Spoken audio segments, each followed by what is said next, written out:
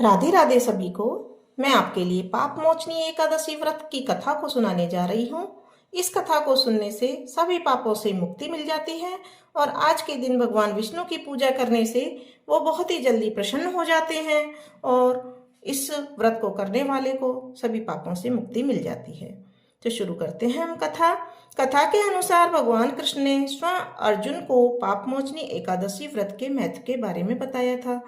इस कथा के अनुसार राजा माधांता ने लोमस ऋषि से जब पूछा कि अनजाने में हुए पापों से मुक्ति कैसे हासिल की जाती है, तब लोमस ऋषि ने पाप मोचनी एकादशी व्रत का जिक्र करते हुए राजा को एक पौराणिक कथा सुनाई थी।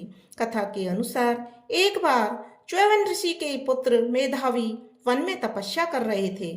उस समय मंजू घोषा नाम की एक अप्सरा वहां से गुजर रही थी। तभी उस अप्सरा की नजर मेधावी पर पड़ी और वह मेधावी पर मोहित हो गई। इसके बाद अप्सरा ने मेधावी को अपनी ओर आकर्षित करने के लिए ढेरों जतन किए। मंजू घोषा को ऐसा करते देखकर कामदेव भी उनकी मदद करने के लिए आ गए। इसके बाद मेधावी मंजू घोषा की ओर आकर्षित हो गए और वह भगवान शिव की तपस्या करना ही भूल गए।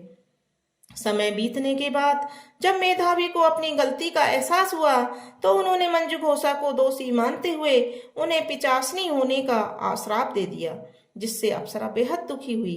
अप्सरा ने तुरंत ही अपनी गलती की क्षमा मांगी। अप्सरा की क्षमा याचना सुनकर मेधावी ने मंजू घोषा को चैत्र मास की पाप मोचनी एकादशी के बारे में बताया। मंजू घोषा ने मेधावी के कहे अनुसार विधि पूर्वक पाप मोचनी एकादशी का व्रत किया। पाप मोचनी एकादशी व्रत के पुण्य के प्रभाव से वह सभी पापों से मुक्त हो गई। इस व्रत के प्रभाव से मंजू घोषा फिर से अप्सरा बन गई और स्वर्ग में वापस चली गई।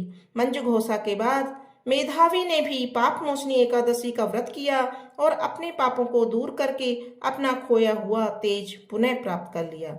बोलो पाप मोचनी एकादशी माता की जय।